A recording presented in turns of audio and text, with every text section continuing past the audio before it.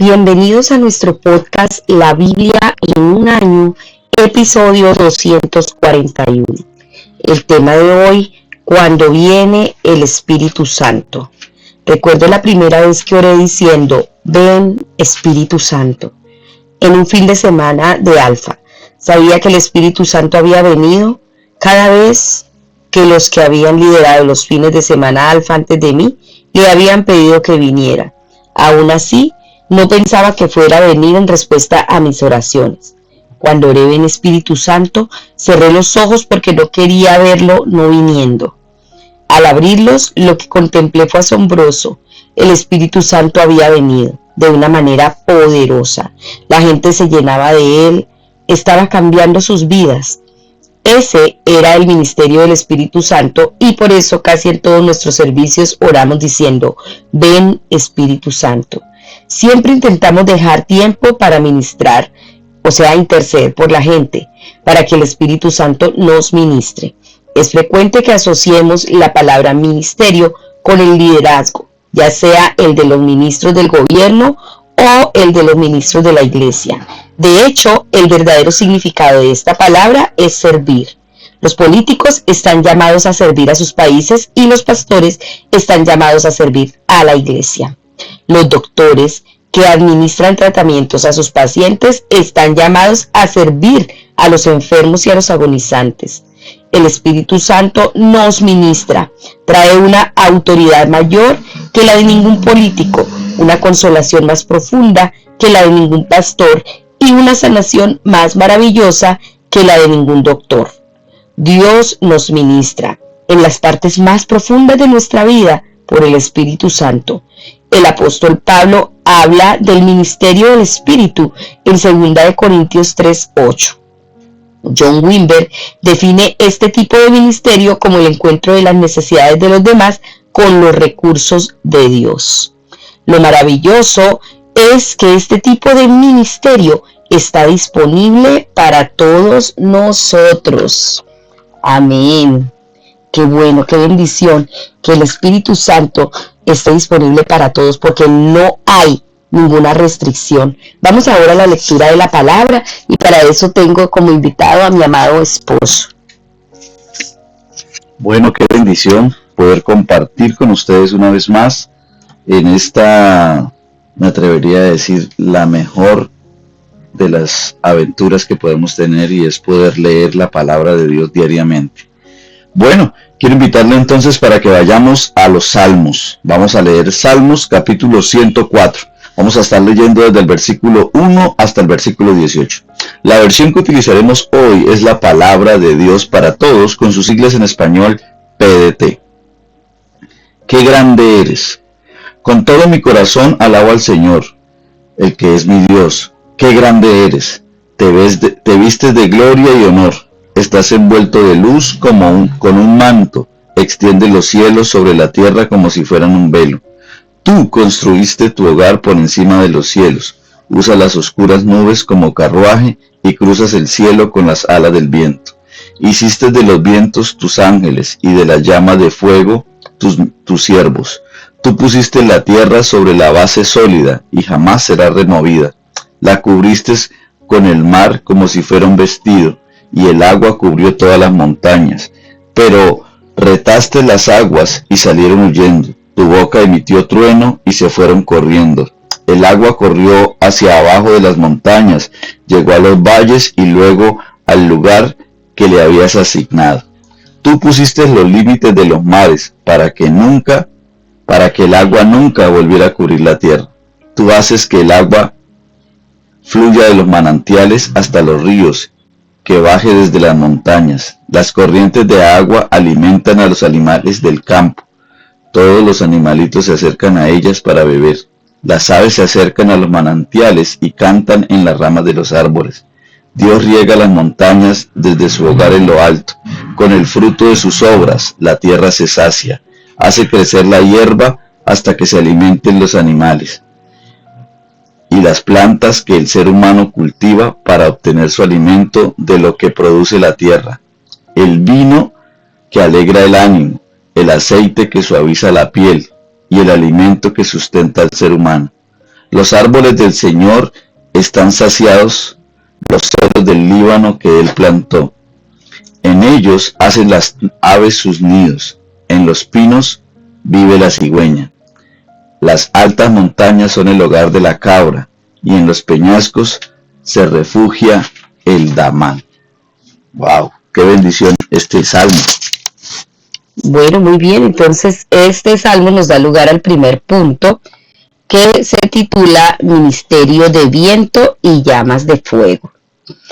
Este es un salmo maravilloso, alabando a Dios por su creación entera. Todo lo que Dios ha creado es bueno. Me encanta el hecho de que además del aceite que hace brillar el rostro y el pan que sustenta la vida, Él ha hecho el vino que alegra el corazón. Por supuesto, como todo buen don de parte de Dios, puede ser objeto de abuso. La Biblia nos advierte muchas veces en contra de la embriaguez. Pero el vino, como el aceite y el pan, es algo dado por Dios para nuestro disfrute, para alegrar el corazón de los seres humanos.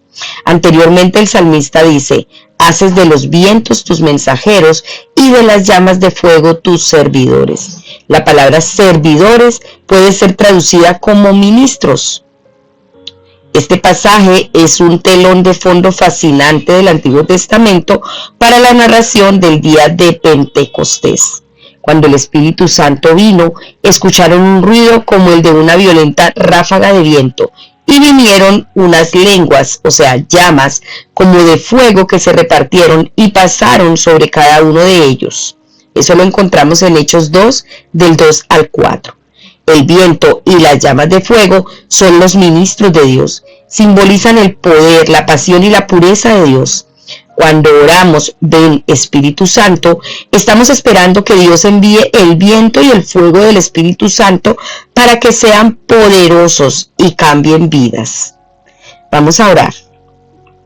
Tome un tiempo allí para anhelar, desear y pedir con su boca y con todo su corazón la presencia del Espíritu Santo en su vida. Amado Señor, quiero darte gracias porque el Espíritu Santo simboliza ese vino que alegra el corazón, simboliza ese aceite que sana las heridas, simboliza ese pan que sacia todo nuestro ser. Gracias, Señor, porque el Espíritu Santo nos suple todas y cualquiera de nuestras necesidades.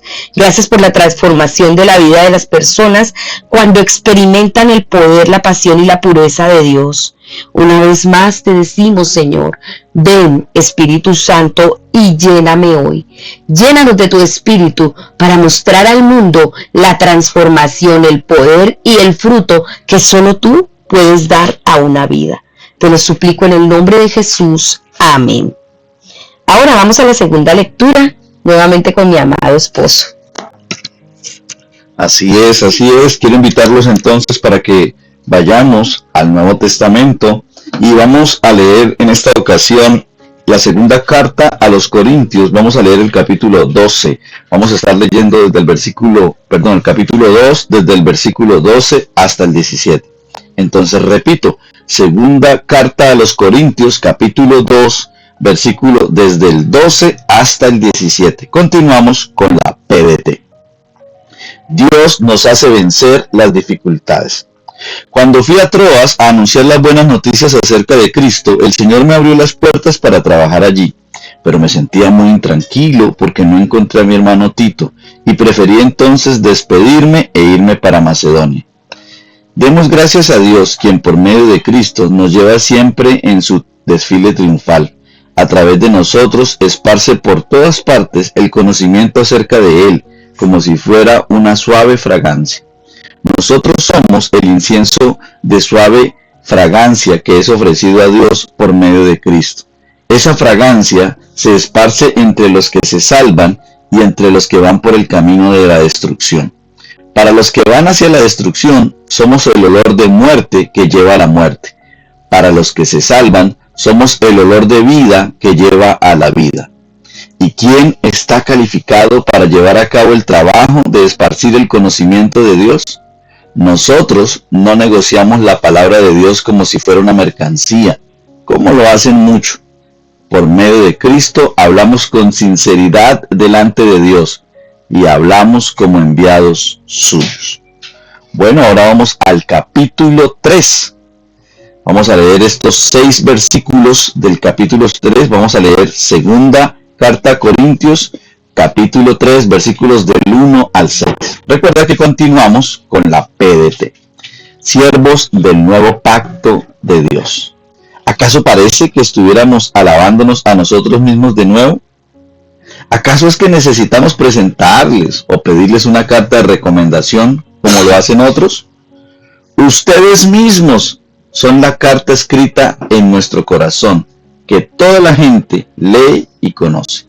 Ustedes demuestran que son una carta de Cristo escrita por nosotros, no con tinta, sino con el Espíritu del Dios viviente. No está escrita en tablas de piedra, sino en el corazón de los hombres. Por medio de Cristo confiamos en Dios cuando decimos esto. No queremos decir que nos creemos capaces de hacer algo a nosotros mismos, pues Dios es quien nos da la capacidad para hacer todo lo que nosotros hacemos. Solo Dios nos hace capaces de ser sus siervos del nuevo pacto que Él ha hecho con su pueblo. Este nuevo pacto no está basado en una ley escrita, sino en el Espíritu, porque la ley escrita lleva a la muerte. En cambio, el Espíritu lleva a la vida. Qué interesante. Gloria a Dios. Gracias al Señor por su palabra, que es la que nos da vida. El segundo punto se titula Ministerio que trae vida. ¿Cómo puedes traer vida a los demás? En este pasaje Pablo se describe como un ministro de un nuevo pacto, no el de la letra, sino el del Espíritu, porque la letra mata, pero el Espíritu da vida. Aleluya. Eso es lo que necesitamos, la vida de Cristo en nosotros.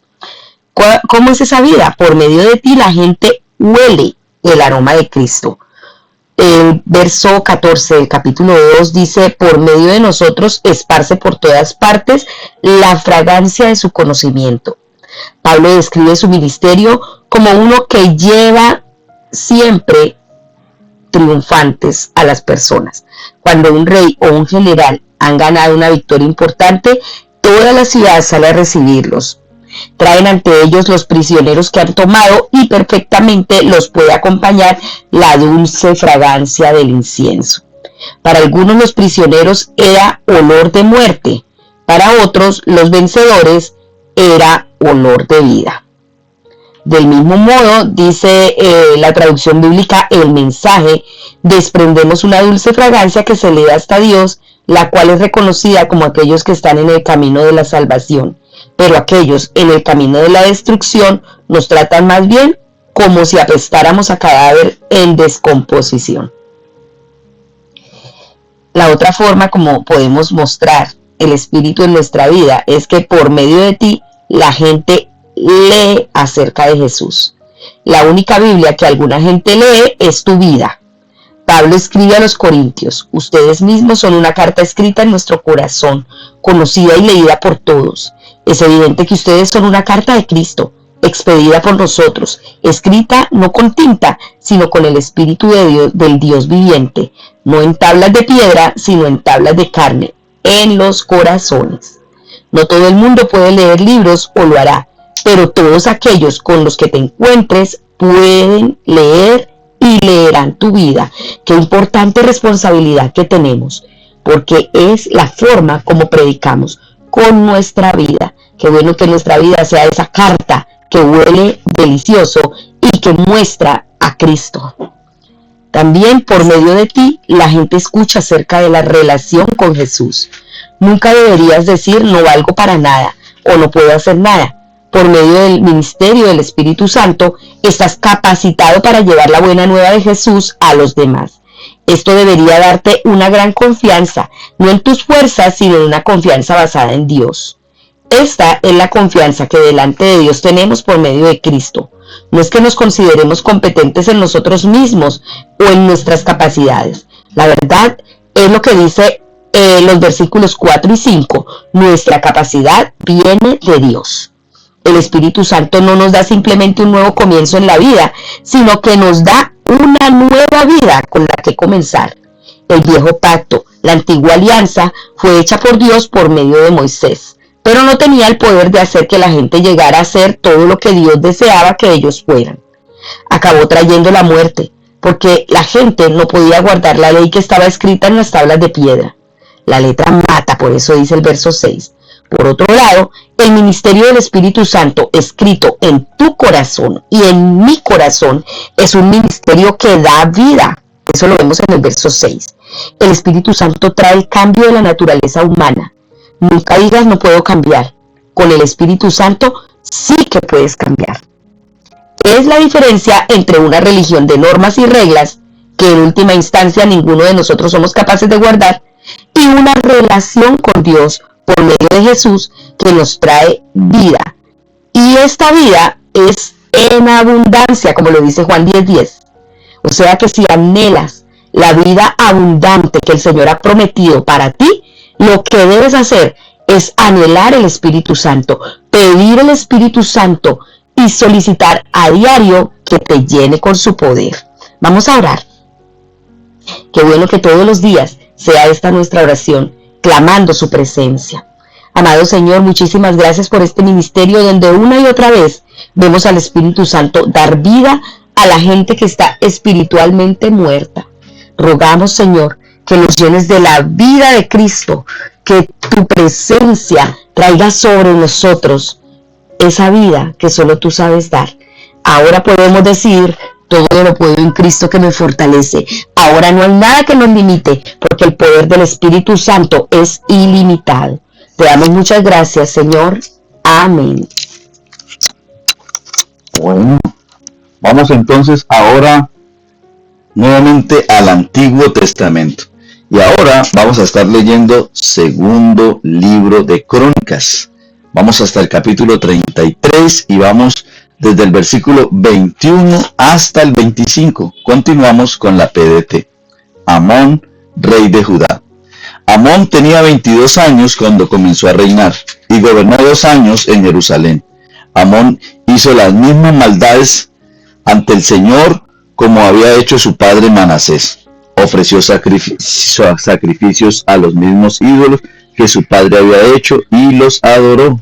Pero a diferencia de su papá, Amón no se humilló ante el Señor y por eso multiplicó sus pecados. Los funcionarios de Amón tramaron una conspiración en su contra y lo mataron dentro de su propia casa. Pero la gente del pueblo mató a los funcionarios que participaron en la conspiración contra el rey Amón y en su lugar pusieron como rey a su hijo Josías. Capítulo 34 del segundo libro de Crónicas. Josías, rey de Judá. Josías tenía 8 años cuando comenzó a reinar y gobernó 31 años en Jerusalén. Josías hizo lo que el Señor aprobaba y siguió el camino de su abuelo David, sin desviarse a la derecha ni a la izquierda. Después de reinar 8 años, mientras todavía era un joven, empezó a seguir al Dios de su antepasado David. En el año 12º de su reinado comenzó a purificar a Judá y a Jerusalén, quitando los santuarios sobre las colinas, los postes de Aserá, los ídolos de piedra y las imágenes de metal fundido. Hizo destruir en su presencia los altares de los Baales y despedazar los incenciarios que había encima de los altares. Ordenó despedazar los postes de Aserá y los ídolos de piedra y del metal fundido. Los redujo a polvo y los hizo desparramar sobre las tumbas de los que hacían sacrificios en su honor. Quemó los huesos de los sacerdotes de los Baales y esparció las cenizas sobre sus altares para purificar a Judá y a Jerusalén de ellos. En las ciudades de Manasés, Efraín, Simeón y hasta Neftalí, quitó sus templos. En todo Israel derribó altares y postes de Aserá. Redujo a polvo los ídolos y cortó en pedazos todos los altares para quemar incienso, y luego regresó a Jerusalén. En el año 18 de su reinado, Josías, después de haber purificado el país y el templo, mandó a Safán, hijo de Asalías, a Masaías, el alcalde de la ciudad, y a Joa, hijo de Joacás, el secretario real, a reparar el templo del Señor su Dios. Ellos fueron a ver al sumo sacerdote Hilquías y le dieron el dinero que había sido recolectado en el templo de Dios y que los levitas, porteros del templo, habían recibido de la gente de Manasés y de Efraín, del resto que habían quedado de Israel, de Judá y de Benjamín y de los habitantes de Jerusalén. Les entregaron el dinero a los supervisores encargados del templo del Señor, y con eso ellos pagaban a los obreros que trabajaban en las obras de reparación y restauración del templo del Señor. Pagaron a los carpinteros y constructores para que compraran piedra de cantera y madera para la armazón y las vigas de los edificios que los reyes de Judá habían dejado deteriorar. Estos hombres hicieron el trabajo con fidelidad. Los que estaban a cargo de ellos eran los levitas Yahat y Abdías, descendientes del grupo familiar de Merari, y Zacarías y Mesulam, descendientes del grupo familiar de Coat. Los levitas, que eran expertos en tocar instrumentos musicales, estaban también encargados de supervisar a los que transportaban los materiales y a todo el que trabajaba en la obra, sin importar su tarea. Entre los levitas había cronistas, funcionarios y porteros. Encuentran el libro de la ley.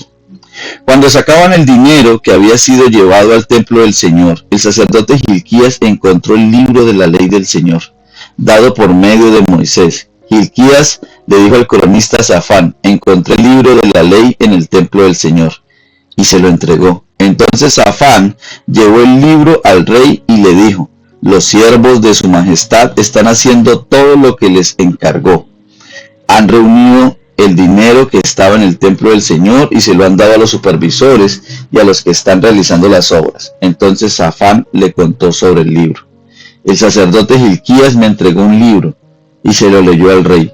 Cuando el rey escuchó las palabras de la ley, se rasgó sus vestidos y dio esta orden a Hilquías, a Ahicán hijo de Safán, a Abdón hijo de Micaías, al cronista Safán y a Asaías, funcionario del rey: vayan y consulten al Señor por mí y por el resto de la gente que queda en Israel y en Judá. En cuanto a lo que dice este libro que se ha encontrado, es que debe ser mucha la ira que el Señor ha descargado sobre nosotros, debido a que nuestros antepasados no obedecieron el mensaje del Señor, pues no cumplieron con lo que está escrito en este libro. Hilquías y los hombres comisionados por el rey fueron a ver a la profetisa Huldá, la mujer de Salum, el encargado del vestuario, quien era hijo de Tikvá y nieto de Jarjás. Ella vivía en la parte nueva de Jerusalén. Le hablaron del asunto y Huldá les dijo: el Señor, Dios de Israel, manda decir al que los ha enviado: así dice el Señor, yo voy a enviar contra este lugar y sus habitantes los castigos que están escritos en el libro que leyó el rey de Judá, porque ustedes me abandonaron y han quemado sacrificios a otros dioses, y me han provocado con lo que hicieron. Por eso mi enojo se descargará contra este lugar y no se calmará. Pero al rey de Judá, que los envió a consultar al Señor, díganle que así dice el Señor, Dios de Israel: como prestaste atención a lo que has oído, y tu corazón cambió, y te humillaste ante Dios al escuchar sus palabras contra este lugar y sus habitantes, y por cuanto te humillaste ante mí, rasgaste tu vestido y lloraste ante mí, yo también te he escuchado, dice el Señor. Así que dejaré que mueras en paz, y te reuniré con tus antepasados. No verás el desastre que traigo sobre este lugar y sobre sus habitantes. Y ellos llevaron esa respuesta al rey. El rey Josías mandó llamar a todos los ancianos líderes de Judá y de Jerusalén, citándoles a una reunión. Entonces el rey fue al templo del Señor con toda la gente de Judá, los habitantes de Jerusalén, los sacerdotes, los levitas y todo el pueblo, desde el más pequeño hasta el más importante. Allí el rey les leyó en voz alta el libro del pacto que había sido encontrado en el templo del Señor. Luego el rey, de pie junto a su columna, hizo un pacto con el Señor, comprometiéndose a seguir al Señor y a obedecer sus mandatos, el pacto y sus condiciones. Dijo de todo corazón y con todo su ser que cumpliría el pacto que estaba escrito en el libro. Después hizo que todos los que se encontraban en Jerusalén y en Benjamín se comprometieran también a cumplirlo, y así los habitantes de Jerusalén prometieron vivir conforme al pacto con Dios, el Dios de sus antepasados.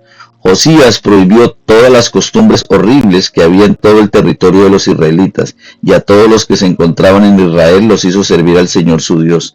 En vida de Josías no dejaron de seguir al Señor, Dios de sus antepasados. Bueno, y ahora vamos al capítulo 35. Recuerda que estamos en el segundo libro de Crónicas y que la versión es la PDT. Josías celebra la Pascua. Josías celebró la Pascua en honor al Señor en Jerusalén. Sacrificaron los corderos de Pascua el día 14 del primer mes. Josías asignó a los sacerdotes sus funciones respectivas y les dio ánimo para que se dedicaran al servicio del templo del Señor. Les dijo lo siguiente a los levitas, que eran los encargados de enseñar a todos los israelitas y que estaban consagrados al Señor: pongan el cofre sagrado en el templo que construyó Salomón, hijo de David, rey de Israel, para que ya no tengan que cargarla en hombros. Ahora dedíquense a servir al Señor su Dios y a su pueblo Israel. Organícense en turnos según sus familias, de acuerdo con lo escrito por David, rey de Israel, y por su hijo, el rey Salomón. Tomen sus lugares en el templo por divisiones conforme a sus familias, como representantes de los otros grupos familiares de sus hermanos israelitas, de tal manera que a cada grupo familiar del pueblo le corresponda un grupo familiar de los levitas. Sacrifiquen los corderos de la Pascua, conságrense y preparen todo para que sus hermanos puedan cumplir lo que el Señor ordenó por medio de Moisés. Josías regaló animales de su propio ganado a la gente del pueblo que se encontraba allí, para que pudieran celebrar la Pascua. Entre corderos y cabritos regaló unos 30,000 y regaló también 3,000 toros. También los jefes voluntariamente hicieron donativos al pueblo, a los sacerdotes y a los levitas Hilquías, Zacarías y Jehiel, funcionarios del templo de Dios. Dieron 2,600 ovejas y 3,000 toros a los sacerdotes para celebrar la Pascua. Conanías y sus hermanos Semaías y Natanael, Josabías, Jehiel, Josabad, jefes de los levitas, entregaron a los levitas 5,000 ovejas y 500 toros para celebrar la Pascua. Cuando ya todo estaba listo para la celebración, los sacerdotes tomaron sus lugares y los levitas se organizaron según sus turnos de acuerdo a lo ordenado por el rey. Sacrificaron los animales para la Pascua y mientras lo hacían los sacerdotes rociaban la sangre que les entregaban los levitas y también los levitas desollaban los animales. Después repartieron los sacrificios que deben quemarse completamente a cada división de los grupos familiares del pueblo, para que los ofrecieran al Señor, tal como se ordena en el libro de Moisés. E hicieron lo mismo con los toros, asaron los animales en el fuego de acuerdo al mandato, cocinaron las partes sagradas en ollas, cacerolas y fuentes, sirvieron rápidamente la carne asada a todo el pueblo. Luego los levitas prepararon lo que les tocaba a ellos y a los sacerdotes. Es que los sacerdotes descendientes de Aarón estuvieron ocupados hasta la noche, ofreciendo los sacrificios que deben quemarse completamente y la grasa. Así que los levitas tuvieron que preparar lo que les correspondía a ellos y a los sacerdotes descendientes de Aarón. Los cantores descendientes de Asaf estaban también en sus puestos, según lo ordenado por David, Emán y Jedutún, vidente del rey. Los porteros estuvieron en sus respectivas puertas. Ninguno de ellos tuvo que abandonar su puesto, porque sus compañeros los levitas les prepararon lo que les correspondía a ellos. Así se organizó aquel día todo el servicio al Señor para celebrar la Pascua y ofrecer en el altar del Señor los sacrificios que deben quemarse completamente conforme a la orden del rey Josías. En esa ocasión, los israelitas que se encontraban en Jerusalén celebraron durante 7 días la Pascua y la fiesta de los panes sin levadura. No se había celebrado la Pascua de tal manera desde los tiempos del profeta Samuel. Ningún rey de Israel jamás celebró la Pascua como lo hizo Josías con los sacerdotes y con los levitas y con toda la gente de Judá e Israel que se encontraba allí con los habitantes de Jerusalén. Esta Pascua se celebró en el año 18 del reinado de Josías. ¡Wow! ¡Qué tremendo!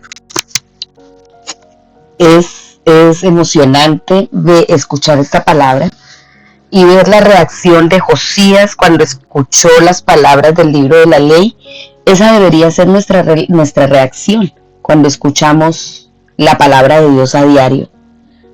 Debe haber una actitud de arrepentimiento, de humillación, de cambio, de transformación y también de acción. Debemos accionar para obedecer la palabra de Dios. ¡Qué hermoso! Y el tercer punto se titula Ministros de una nueva alianza. Tim Keller define la alianza, o sea el pacto, como la autodación solemne, permanente y completa de dos partes entre sí.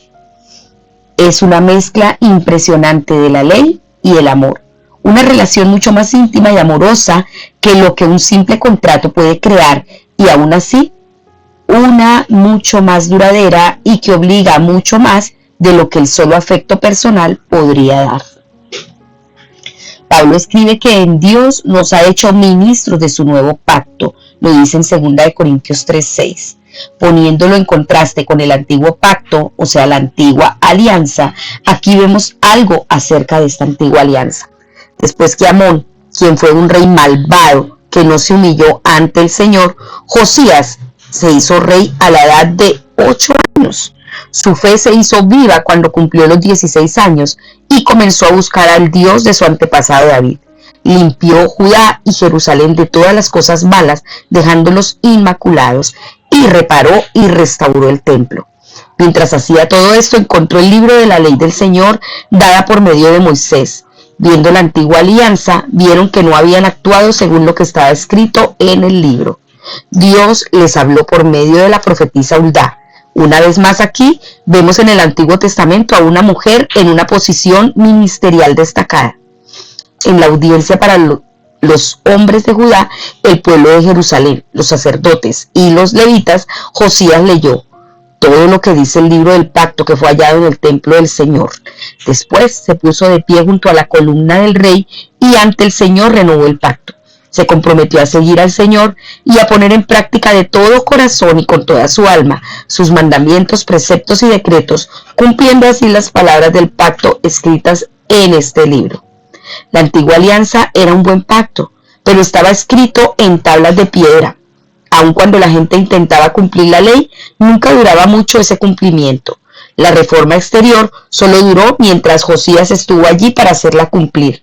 Al final fracasaron en su cumplimiento. Eso lo vemos en Jeremías 11 al 13. La ley nos muestra la necesidad de un Salvador. Solo podemos guardar la alianza de Dios cuando recibimos el perdón de Jesús y por el ministerio del Espíritu Santo. La ley es inscrita en nuestros corazones. Le damos gracias a nuestro Padre amado celestial por haber enviado a Jesucristo su Hijo, quien trajo redención y perdón de nuestros pecados, y también nos dejó al otro Consolador, al Espíritu de Dios, el cual nos llena de su presencia y nos capacita para vivir en santidad. Qué bendición la que tenemos. No podemos desaprovecharla.